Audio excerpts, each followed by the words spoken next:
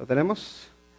Romanos 14 del 1 al 12 nos dice: recibid al débil en la fe, pero no para contender sobre opiniones.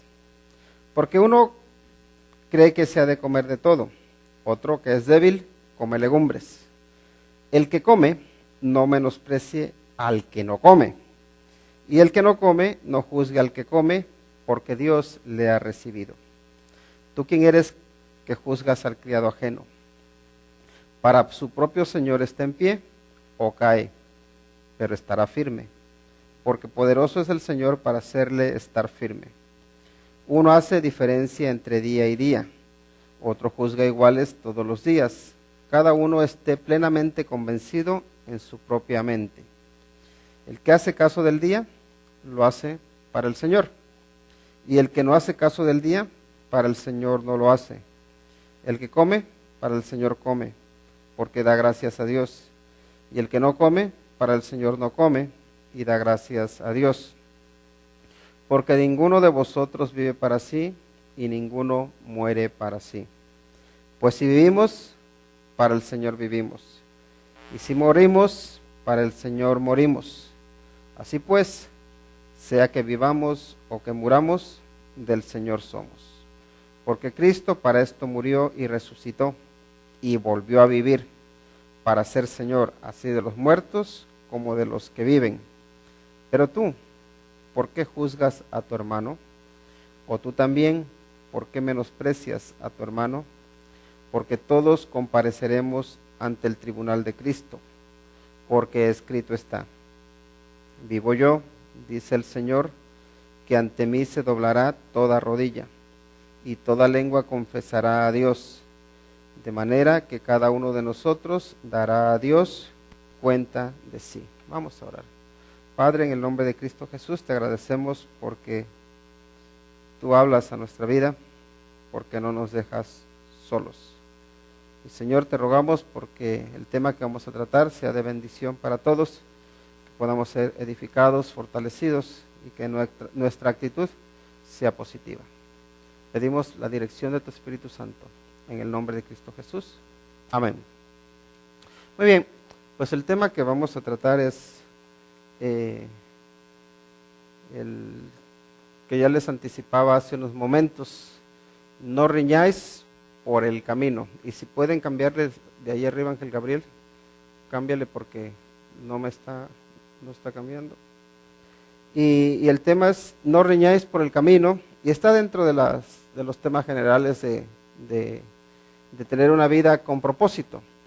Y sabemos que todos estamos caminando ¿hacia dónde? Entendemos o esperamos que sea hacia la patria celestial, pero hay veces que nos desviamos, y no en el sentido de perder uno la salvación, pero sí en el sentido de que muchas veces no vamos de acuerdo a la voluntad de Dios. Muchas veces nos desviamos porque dejamos de poner nuestra mira en Dios y ponemos la mira en las personas. Y casi siempre que ponemos nuestra mira en las personas, algo sucede, que nos desanimamos, porque las personas fallan. Y luego cuando ponemos la mira en las personas, empieza a haber contiendas. Puedes pasar la siguiente, empieza a haber contiendas. Y el punto es que tenemos todo para vivir en paz, porque tenemos a Cristo en nuestra vida. Pero, por desgracia, el no tener nuestra mente, nuestros ojos fijos en Cristo Jesús, nos hace que discutamos, que riñamos, que estemos con contiendas. Y aquí en el versículo que acabamos de... ¿Qué se está viendo allí? A ver, vamos a cambiarle. En el versículo que acabamos de leer, del versículo 1 de Romanos, donde dice: recibid al débil en la fe, pero no para contender sobre opiniones. Fíjense de que aquí da por hecho de que hay cristianos que son débiles y hay cristianos que son fuertes, ¿no? Cristianos débiles y cristianos fuertes. Y la pregunta es, ¿nosotros dónde nos encontramos? ¿Nosotros nos consideramos cristianos fuertes o cristianos débiles? ¿Tú cómo te consideras? ¿Y por qué te consideras así? ¿Por qué te consideras un cristiano débil o un cristiano fuerte? Generalmente nos consideramos cristianos débiles o fuertes no tanto en base a la relación que tenemos con Dios, sino en nuestra comparación con las demás personas. Si vemos que hay una persona que lleva más años asistiendo a la iglesia, nos creemos que es un cristiano más fuerte, ¿verdad? Y necesariamente es así. Una persona que lleva mucho tiempo en una iglesia, ¿es un cristiano más fuerte? Nos damos cuenta que muchas veces no ha sido así, porque ha sido un cristiano que no ha madurado, que no ha crecido. Y a veces los cristianos más fuertes son cristianos que llevan poco tiempo de haberse convertido, pero que se han tomado muy en serio la palabra de Dios. A veces personas que llevan ya mucho tiempo en el evangelio de conocer al Señor, no son fuertes en la fe. ¿Saben por qué? Porque se han ido por el legalismo. Entonces, cuando deberían ser sabios para tomar decisiones en base a la libertad que tenemos en Cristo Jesús, toman decisiones en base a al legalismo. Y eso nos evita también madurar. Y saben que hay muchos temas que yo creo que cuando uno empieza a conocer al Señor, pues deberían causarnos dudas, ¿verdad? Y esos temas deberíamos solucionarlos, por lo menos en nuestra conciencia, en nuestra mente. Pero esos temas a veces nos arrastran o los arrastramos toda la vida. Y siempre somos cristianos discutiendo por las mismas cosas. ¿Por qué? Porque no hemos alcanzado una madurez. Y uno la verdad se pregunta, o me pregunto, ¿qué cosas o qué temas son temas de conflicto o que nos pueden llevar a discutir o a tener problemas con los hermanos? Miren, los temas que son muy famosos por causar divisiones en las iglesias es la alabanza. Muchas personas no les gusta el tipo de alabanza. Es que estos cantos no son lo suficientemente bíblicos, o es que a mí me gustan más los himnos, o a mí me gustan más los coritos, o a mí me gusta que haya más alegría, que haya más ruido, otros a mí me gusta que haya menos. Y el caso es que uno de los problemas que suele haber en la iglesia, o las discusiones o divisiones que suele haber, son los cantos. Y la verdad es que si uno examina, la mayoría de los cantos son para glorificar a Dios, diferente estilo de música, pero deberían ser para glorificar a Dios. Otras cuestiones que también provocan divisiones en las iglesias, muchas veces son incluso los propios asientos. ¿Por qué? Porque se quieren que hay que tener bancos, o hay que tener sillas, o qué tipo de sillas, y bueno, eso causa divisiones. El color del edificio. Hay personas que por eso causan problemas o tienen conflictos en las iglesias. Luego, el vestido, la vestimenta. Por causa de la vestimenta hay muchas divisiones en las iglesias, hay muchas contiendas, muchos problemas. ¿Qué más? La bebida, la comida, causan divisiones, lo que se come, lo que no se come. Entonces, la pregunta es, ¿cuándo va uno a madurar y dejar de discutir, o más bien de pelear por temas que deberían solucionarse cuando somos, podemos decir, niños en la fe? Porque a veces arrastramos esas mismas quejas, las mismas contiendas toda la vida. Cuando ya deberíamos ser adultos en la fe, cuando ya deberíamos tratar temas espirituales profundos que transformen, que revolucionen, que impacten, que cambien, ¿qué hacemos? Seguimos, como decía el apóstol Pablo, tomando leche. Seguimos en los rudimentos.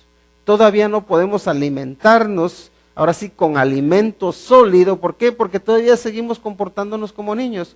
Porque no hemos crecido, porque no hemos madurado. Y ese es un problema. Ahora, aquí el primer consejo que nos da aquí el apóstol Pablo es este, dice, recibe al débil en la fe, y podemos decir con la actitud correcta. ¿Cómo dice? Recibid al débil en la fe, pero no para contender sobre opiniones. Y eso es importante, cuando uno, yo no sé cómo nos consideremos, si nos consideramos maduros, nos consideramos fuertes en la fe. Si te consideras fuerte, también la Biblia nos advierte que nos cuidemos de no caer. Porque por muy fuertes que seamos, todos podemos tropezar y todos podemos caer. Así que hay que cuidarnos. Pero aún así, si te consideras que ya tienes una madurez en el Señor, cuando recibes a alguien que es más débil en la fe, ¿qué es lo que tienes que hacer? Recibirlo, dice, recíbelo como un hermano, como alguien que necesita ser cuidado, como alguien que necesita ser alimentado, como alguien que necesita ser protegido. Y no lo recibas para contender con él o para discutir o incluso para pelear sobre opiniones. Y también les puedo decir, normalmente las personas que son más enfáticas en algunos temas, por ejemplo sobre ropa, sobre comida, sobre distintas cosas, las que hacen tanto énfasis en lo externo, suelen descuidar mucho lo interno. Y no estoy diciendo que siempre sea así, pero suele ser así. Y aquí nos dice, porque uno cree que se ha de comer de todo, otro que es débil como a legumbres. De alguna manera está implicando que el que es fuerte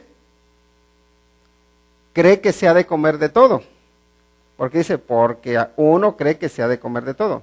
Y luego dice, otro que es débil come legumbres. Aquí está poniendo como que el que es débil en la fe solo come legumbres. ¿Y por qué será eso?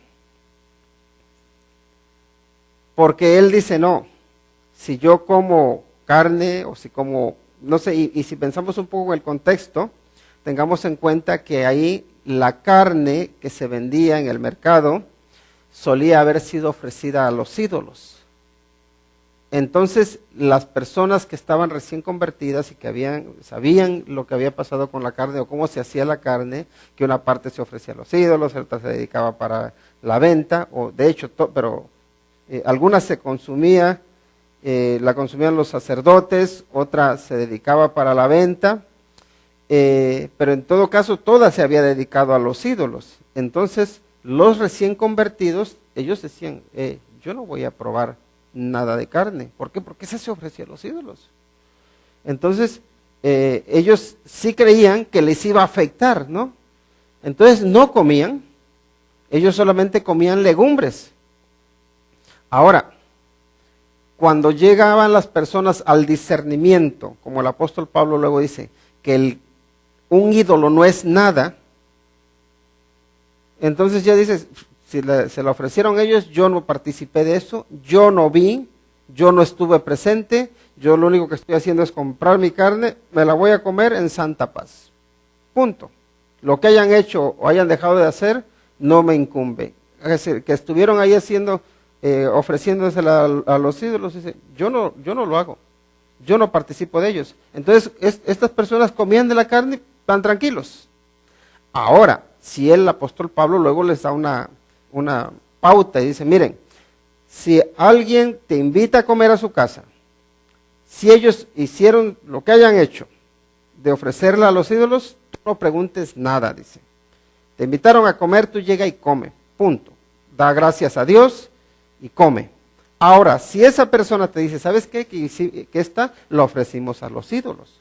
Dice, entonces ya no comas, porque te quiere hacer partícipe de una ofrenda a algo que es falso. Así que ahí sí, dile, yo no voy a comer porque mi conciencia no se va a ver condicionada por lo que tú creas o dejes de creer. Estarías haciéndote partícipe de él o con él. Entonces sí, ahí es donde hace falta la sabiduría, ¿no? Hace falta la firmeza o la madurez para decir, de esto voy a participar y de esto no.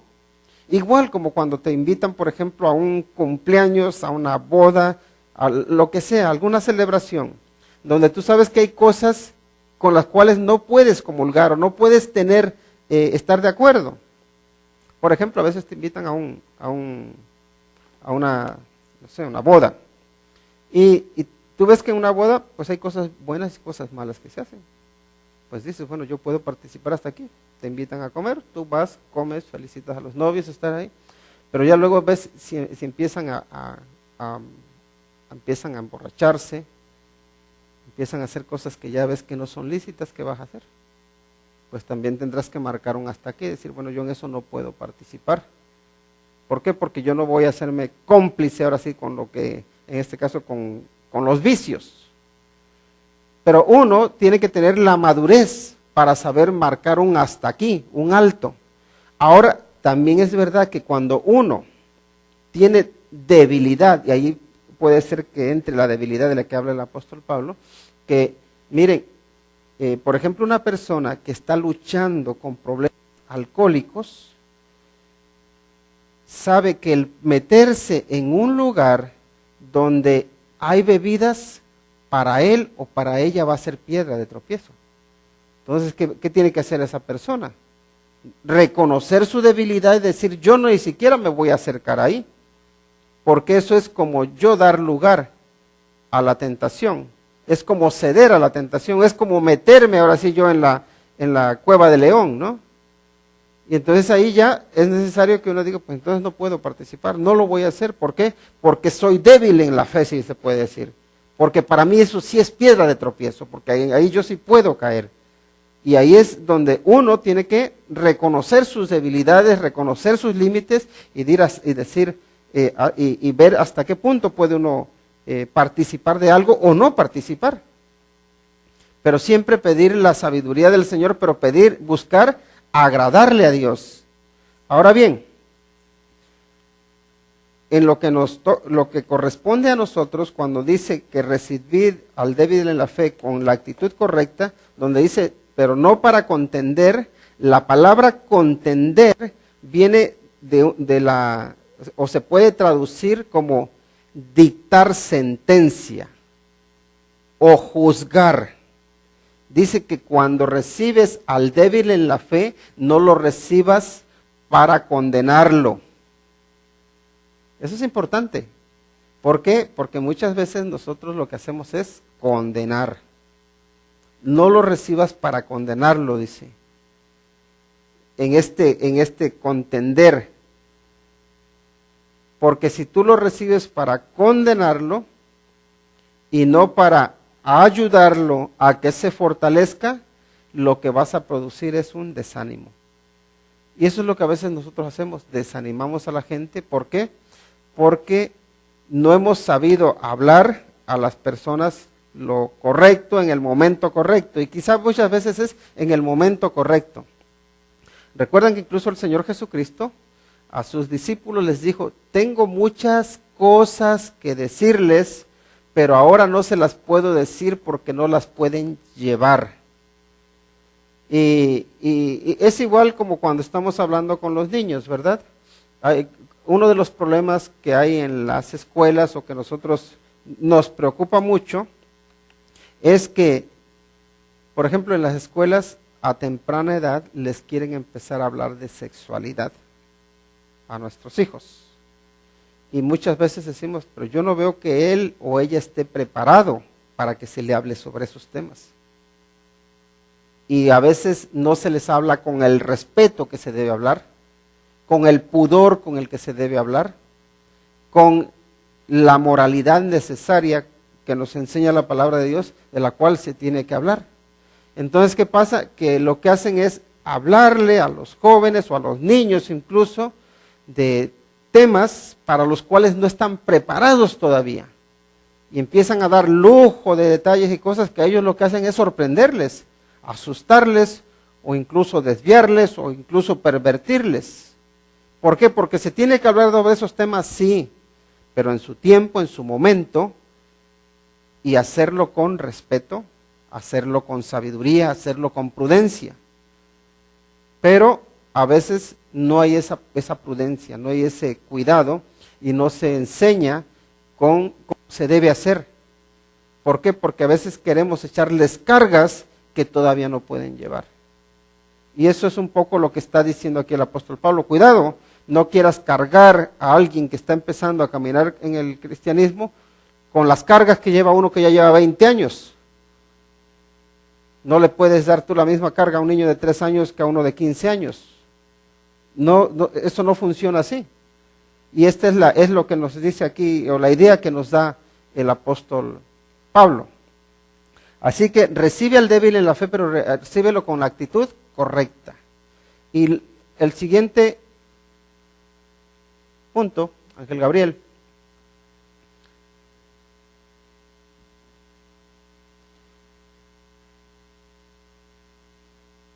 Perdonen que no.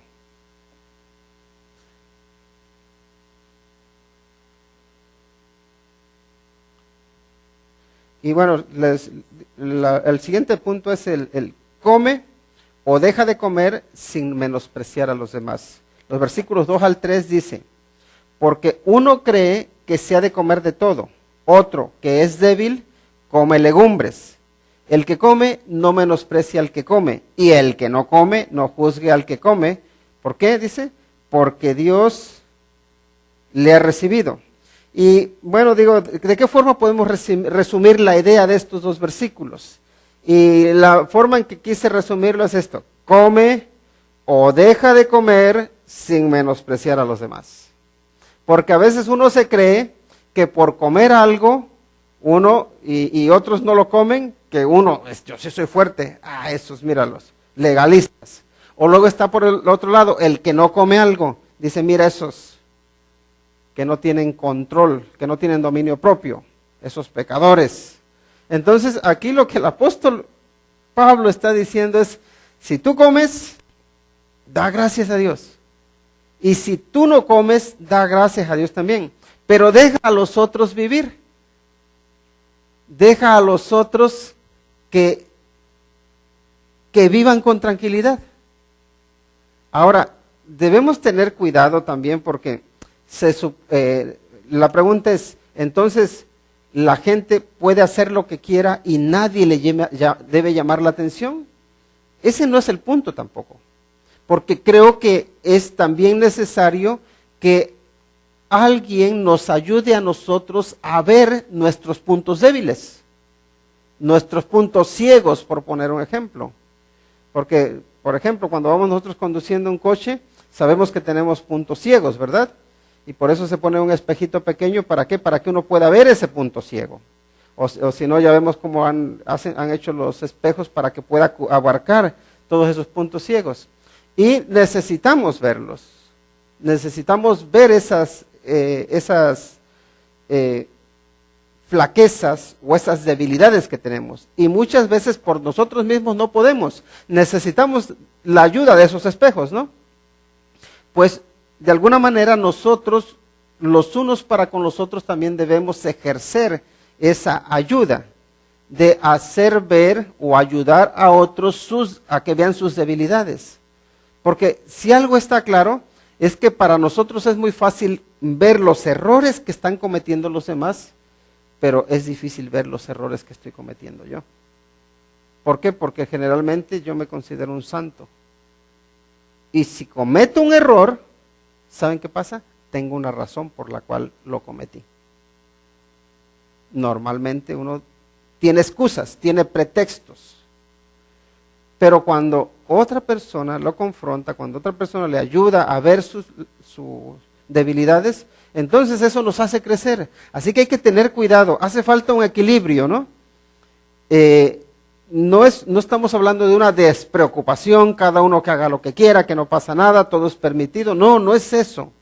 Pero también hay que tener cuidado de que tenemos nuestra casa sin barrer y estamos metidos en la del vecino, barriéndole la casa al vecino. Y nosotros estamos ahí con todo el tiradero y recogiendo la casa del hermano. Y eso hay que cuidarnos. Ahora, cuidado con el menospreciar a los demás, porque a veces sí, uno tiene de alguna manera como un orgullo espiritual. A veces somos orgullosos de cómo somos. Nos pasa un poco lo del fariseo aquel que recuerdan que fue a orar, que le fue a dar gracias a Dios porque él ayunaba, porque él ofrendaba, porque él diezmaba, porque era un hombre fiel. Y luego vio al publicano que estaba ahí al lado, gracias Señor porque no soy como ese. Y a veces nosotros tenemos esa misma actitud, gracias Señor porque yo no soy como ese. A veces los mexicanos dicen, gracias Señor porque no soy como los guatemaltecos. O Señor, gracias, dicen los de Guatemala, gracias porque yo no soy tan mundano como los mexicanos. O gracias Señor porque yo no soy tan mundano como los de Michoacán, o como los de Puebla, o como los de Oaxaca, o como los de Veracruz. Cuidado. ¿Qué pasa? Tendemos a menospreciar unos a otros. Y dice, cuídense de no menospreciar a los demás. ¿Por qué? Porque es que resulta que nosotros, vamos al siguiente punto número 3, que nosotros no debemos juzgar a los demás. ¿Por qué? Porque no son podemos decir, son tus criados. Son criados ajenos. Miren lo que nos dice ahí el versículo 4. ¿Tú quién eres que juzgas al criado ajeno? Para su propio Señor está en pie o cae, pero estará firme, porque poderoso es el Señor para hacerle estar firme. Y eso es importante. No juzgues al criado ajeno, si podemos resumirlo la idea de alguna forma es, porque el Señor lo sostiene. Y eso a veces como que no nos entra. Y de hecho he llegado a conocer personas que se preocupan mucho por el bienestar de los demás. Y eso es bueno, preocuparse por que los demás estén bien. Pero cuando ven que los demás están mal, también se preocupan tanto que ellos pierden el gozo. Porque ven a otros que se desvían, ven a otros en malos caminos y ya ellos mismos incluso se desaniman. Y no se dan cuenta de que Dios está obrando en cada uno de nosotros. Lo hace de manera diferente, lo hace en su tiempo, pero no en nuestro tiempo. Yo no sé, incluso con nuestros hijos. A veces uno quisiera agarrarlos y hacerlos que hagan lo que uno quiere, ¿no? Porque uno sabe que eso es lo correcto. Pero también hay que darse cuenta que es Dios el que está obrando también en ellos. Y que Dios tiene su tiempo. Y cuando Dios hace las cosas en su tiempo, lo hace perfecto. Entonces, ahí es donde debemos valorar, ¿no? Primero dice, ¿tú quién eres que juzgas al criado ajeno? Para su propio Señor está en pie, dice, o cae. Y me gusta la afirmación que hace, dice, pero estará firme. ¿Por qué? Porque poderoso es el Señor para hacerle estar firme. No eres tú quien hace estar firmes a las personas. Aunque sea tu propio hijo, aunque sea tu hermano, aunque sea tu papá, aunque sea tu mamá, tu hija, tú no haces estar firme a nadie. Es el Señor el que da la firmeza. Ahora a mí lo que me corresponde es orar por ellos. Lo que me corresponde también es cuando lo necesitan exhortarles animarles, exponerles a lo que dice la palabra del Señor, pero nada de lo que yo diga o de lo que yo haga los va a hacer estar firmes. Ese es el poder de Dios el que da la firmeza a las personas. Es el Espíritu Santo el que redarguye. Es el Espíritu Santo el que convence de pecado. Ahora sí, nos utiliza a nosotros, sí. Y esperemos en Dios que nos utilice para traer la palabra de Dios a nuestros amigos, a nuestros familiares. Pero no se nos olvide que es el Señor el que trae la convicción. Y aquí nos dice pero estará firme, porque poderoso es el Señor para hacerle estar firme. Y no se nos olvide que hay algo que opera en el cristiano y es el poder de Dios. Si una persona realmente conoce al Señor Jesucristo como su Salvador, si realmente tiene a Cristo en su vida, el poder de Dios va a obrar en esa persona. Si no tiene a Cristo en su vida, entonces pues la verdad es que no va a estar de pie. No se va a mantener firme. Porque ¿en qué o en quién se va a mantener firme? Si no ha conocido a Cristo. Si no tiene a Cristo en su vida. Por eso es importante que las personas hay que llevarlas a Cristo, que conozcan a Cristo para que sea Cristo el quien esté obrando en ellos. Ahora, siguiente punto, el número 4, tiene que ver con esta convicción de que hay que hacer las cosas para agradar a Dios. Miren lo que dicen los versículos, vamos a leer los versículos 5 y 6. Dice, uno hace diferencia entre día y día. Otro juzga iguales todos los días. Cada uno esté plenamente convencido en su propia mente. Dice, el que hace caso del día, lo hace para el Señor. Y el que no hace caso del día, para el Señor no lo hace.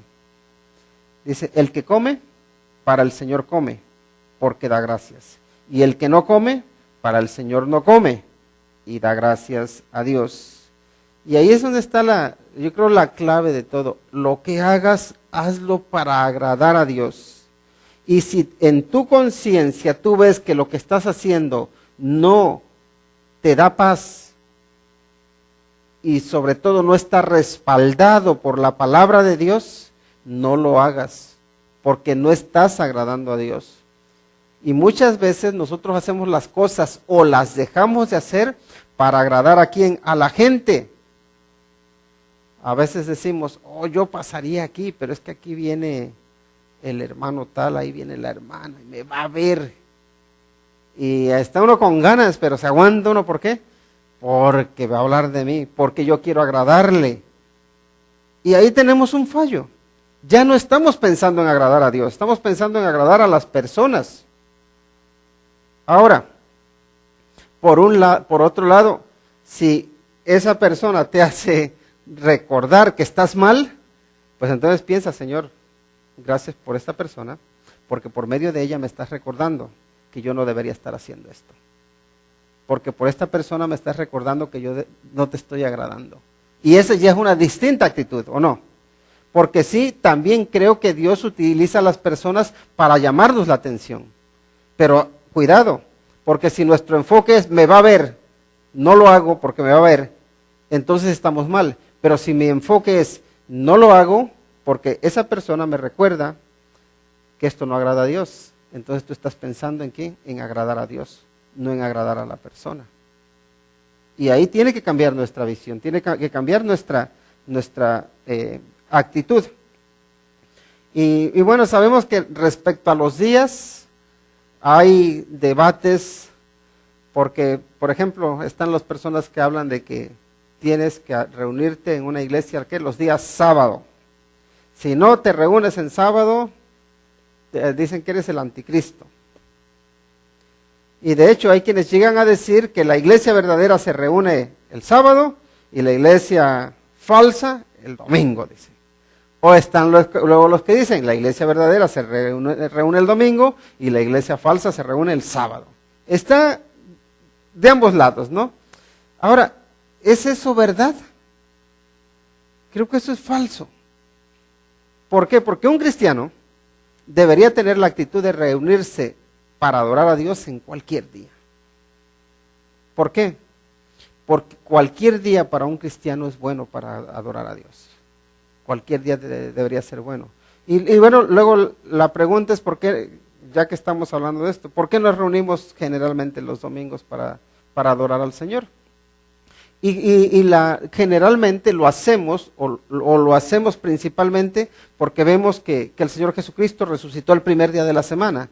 Y nos reunimos ¿para qué? Para celebrar que Cristo resucitó, que Cristo no se quedó en la tumba, ¿no? También vemos ahí en el libro de los Hechos que el apóstol Pablo dice, pues bueno, cuando se reúnan el primer día de la semana, pongan algo aparte como ofrenda para los santos o para las necesidades de las personas.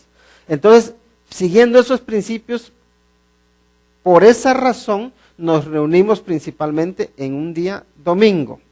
Ahora, significa que si, pongamos el caso de que todo mundo tuviera que trabajar aquí los domingos, que puede suceder, y que todos los sábados tuviera la gente libre, para facilitar que todo mundo nos pudiésemos congregar, ¿habría algún problema en hacerlo un día sábado? No, no debería haber ningún problema, porque no es el día el que está adorando a Dios, son las personas, los que estamos reuniéndonos para adorar al Señor. No es el día el que te da la salvación, porque el hombre no fue hecho para el día, sino el día para el hombre, le dijo el Señor Jesucristo, en este caso a los fariseos.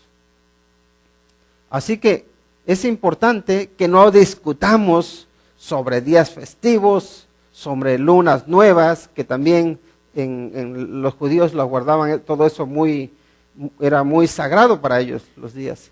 ¿Por qué? Porque el día no era lo más importante es adorar a Dios.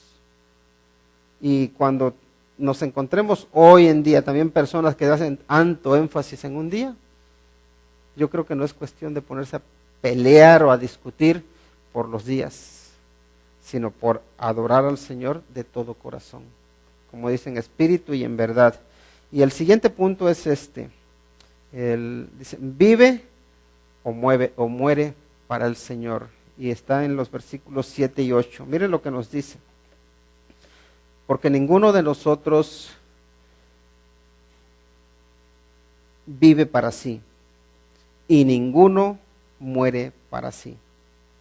Pues si vivimos, para el Señor vivimos, y si morimos, para el Señor morimos. Así pues, sea que vivamos o que muramos, del Señor somos, dice. Por un lado, lo que está diciendo es, si vives, vives para Cristo. Si mueres, mueres para Cristo. ¿Por qué? Porque tu dueño, porque tu Señor, porque el que te compró, porque el que te rescató, porque el que te dio vida eterna es Cristo Jesús, dice. La pregunta es, ¿te ha dado vida eterna? ¿Realmente estás viviendo para el Señor? ¿Realmente si mueres, mueres para el Señor? ¿O en realidad, porque ¿saben qué? O en realidad nos estamos engañando, porque a veces ni vivimos para el Señor, ni pensamos en el Señor, ni pensamos en agradarle, más bien vivimos para nuestros propios deseos, para nuestro egoísmo, para servirnos a nosotros mismos y no pensamos en agradar a Dios. Pero miren, estas palabras, la verdad que estos son uno de los versículos que más me gustan de la Biblia, pero me gustan muchos, ¿no? Pero me gusta como dice, si vivimos, para el Señor vivimos, y si morimos, para el Señor morimos. Así pues, sea que vivamos o que muramos, del Señor somos, dice. Sea que vivamos o que muramos, del Señor somos. Eso nos debería dar tranquilidad, nos debería dar consuelo. ¿Por qué? Por un lado, el Señor nos dice la Biblia que es Señor de vivos, no es Señor de muertos. De manera que si estamos muertos, no estamos vivos. Perdón, si estamos muertos y morimos, no estamos muertos, estamos vivos para el Señor. Porque esa era también una lucha que había ahí en la iglesia primitiva. Bueno, ¿qué pasa con las personas? Cuando morimos ya ahí se queda todo. Los saduceos que decían que no había resurrección. Luego también al apóstol Pablo lo atacaban, ¿no? Él cuando lo llevan a la cárcel dice, sobre la resurrección de los muertos se me acusa. y él se da cuenta de que había fariseos y saduceos, ¿no? Y él saca a relucir el tema, dice, pues es que se me acusa porque yo creo en que hay una resurrección, en que aunque uno muera, está vivo para el Señor. Era una lucha constante que había entre los que solamente quieren ver la vida como mientras que andamos aquí caminando y aquellos que ven que aquí no se acaba todo. Recuerden que el Señor Jesucristo también dijo que Dios se declaraba Dios de Abraham, Dios de Isaac y Dios de Jacob. Dice, Dios es un Dios de vivos, no un Dios de muertos. Así que si vivimos o morimos, tenemos a un dueño, alguien que nos rescató, alguien que nos compró, alguien que nos dio vida eterna y se llama Cristo Jesús. Y eso debería quitarnos el miedo a la muerte. Sé que es un desafío, porque pasar por la muerte en sí ya es un trauma. Tener que despedirse uno de sus seres queridos no es nada fácil. Pero también me consuela el ver cómo cuando Esteban, el primer mártir, moría, veía al Señor Jesucristo de pie recibiéndole. Y cuando uno se despide aquí de un ser querido, con dolor, hay alguien en el cielo que le recibe con alegría y con gozo, diciéndole, bienvenido a casa. Debería darnos consuelo. Y también la seguridad y la tranquilidad de decir, Señor, en ti, sea que viva o que muera, estoy seguro. Porque si vivimos o si morimos somos del Señor, por tanto, vive o muere para el Señor. Ese es el mandato que nos da.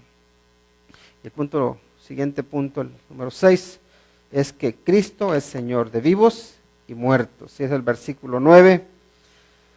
Porque Cristo para esto murió y resucitó y volvió a vivir, dice, para ser Señor así de los muertos como de los que viven. Y el ser Señor de vivos y muertos solo lo podía lograr Cristo Jesús yendo a la muerte y resucitando, venciendo a la muerte. Y sabemos que hay muchas religiones, y hace poco estaba compartiéndole acerca del Señor Jesucristo a una persona, y le dije, una de las preguntas que le hice fue esta, le digo, ¿cuál es la diferencia entre el cristianismo y otras religiones? Y bueno, hablé de una religión en concreto, pero le digo, mira, ¿sabes qué es lo que veo en el cristianismo que está por encima de todas las demás religiones? Y es que en el cristianismo hay un Salvador. Tenemos un Salvador, Cristo Jesús, que vence a la muerte, que muere, pero se levanta por encima de la muerte, que la vence, que le quita el aguijón, que abre un camino para la humanidad, para que podamos vivir eternamente. Las religiones normalmente te dan mucha moralidad, te dan muchos mandamientos, haz esto no lo hagas. Y en principio parece que todo es bueno lo que te enseñan, pero te dejan a ti luchando solo. Y el cristianismo te dice, sí, hay que hacer esto, hay que hacer lo otro, pero viene un Salvador que se llama el Señor Jesucristo, que dice, yo sé que tú no puedes hacerlo, por eso vente conmigo, camina conmigo. Y Cristo camina con nosotros. Por eso Él nos invita a que todos los que estamos trabajados y cargados, que vengamos a Él, que llevemos su yugo, que vayamos a la par con Él, porque Él nos salva, porque Él nos guía, porque Él nos sostiene, porque Él nos lleva. Y ahí está esa gran diferencia, que normalmente las religiones te dan mandamientos, muchas leyes, haz esto, haz lo otro, pero al final te quedas solo. Y Cristo te dice, ven conmigo, que conmigo no vas a estar solo. No te dice tú te puedes salvar a ti mismo, te dice yo te salvo. Gran diferencia. Siguiente punto es que todos daremos cuenta al Señor. Miren lo que dicen los versículos 10 al 12. Dice, pero tú, ¿por qué juzgas a tu hermano? O tú también, ¿por qué menosprecias a tu hermano? Porque todos compareceremos ante el tribunal de Cristo.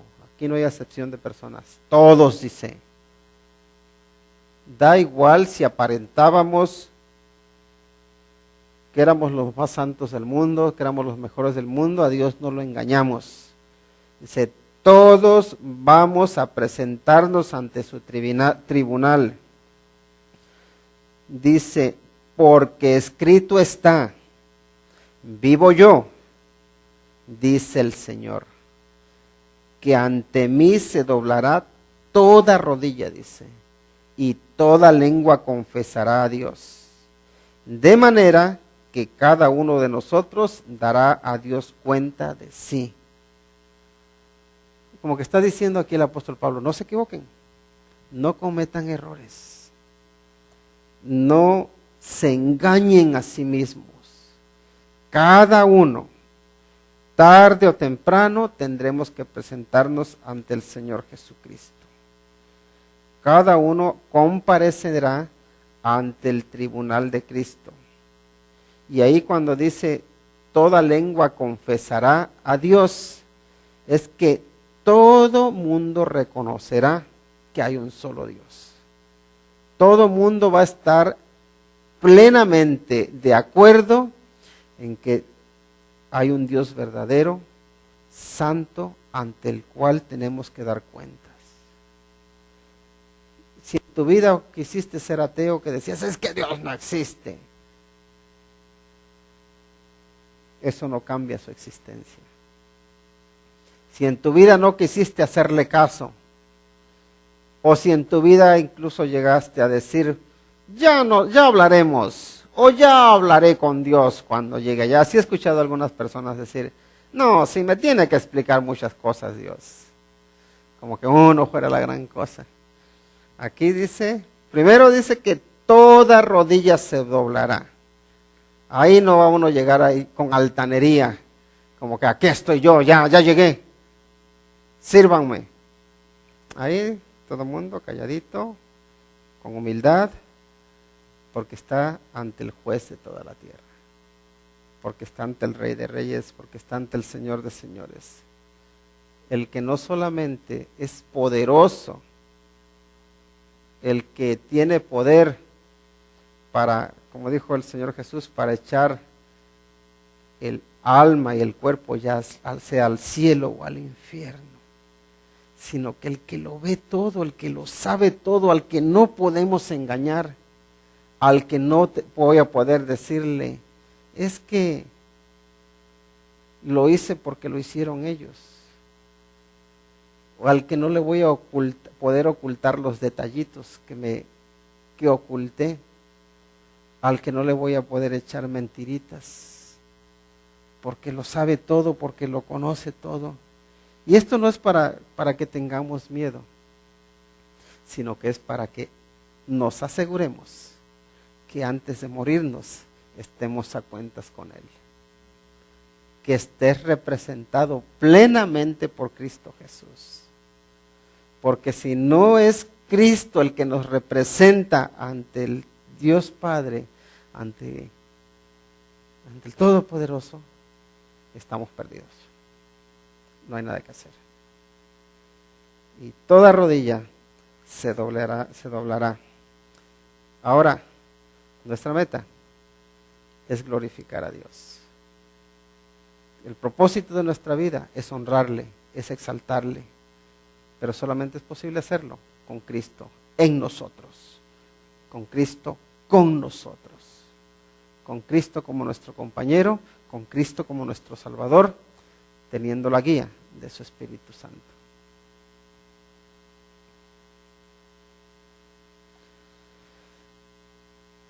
Estamos de camino, tenemos muchas bendiciones que Dios nos ha dado, un poco como pasó con los hermanos de José. Tenemos una tierra prometida, en este caso un cielo prometido. Y creo que el Señor nos dice, No riñáis por el camino. No pelees con tus hermanos. No condenes a tus hermanos. No menosprecies a tus hermanos. No juzgues a tus hermanos. Ámalos, exhórtalos, edifícalos, fortalécelos, desafíalos, pero ámalos. Camina con ellos. Caminemos juntos. Porque este camino no es para que vayamos cada uno por su lado solos, sino para que caminemos unidos, todos, siguiendo a la cabeza que es Cristo Jesús. Y ahí no hay fallo. Ahí no se pierde uno, ahí no hay temor. Toda lengua, dice, confesará a Dios, de manera que cada uno de nosotros dará a Dios cuenta de sí. Y esa palabra, dar cuenta de sí, es, la traducción literal esta es razonamiento expresado. Es como cuando tú le pides a alguien, puede ser a tu hijo, cuentas de lo que hizo. Dice, a ver, explícame por qué hiciste eso. Y ya te da su razonamiento. Entonces, el Señor, aquí, la idea que nos da este pasaje es que en un momento nos dirá, razóname lo que hiciste. Da cuentas de lo que hiciste. ¿Por qué hiciste esto? Explícate. ¿Y saben qué? Nuestro argumento no va a tener valor si no está presentado por nuestro abogado, que es Cristo Jesús. Todo razonamiento que esté respaldado por Cristo Jesús será válido. El que no esté, no servirá. Vamos a orar. Por un lado, dándole gracias al Señor porque nos ha dado un abogado que es Cristo Jesús, que no solamente nos defiende, sino que también Él toma nuestro lugar. Oremos. Padre, te damos las gracias por el amor que nos tienes, gracias porque nos sostienes, gracias Señor porque nos has dado un Salvador que se llama Cristo Jesús. Es en su nombre que nos atrevemos a acercarnos a ti. Es en su nombre que pedimos de tu bendición, es en su nombre que pedimos de tu dirección, Señor. Es en su nombre que podemos llamarte Padre. Y en el nombre de Cristo Jesús, te rogamos que nos ayudes a serte fieles. Que nos ayudes a caminar junto a nuestros hermanos para motivarlos, para animarlos, para exhortarles y sobre todo para amarles.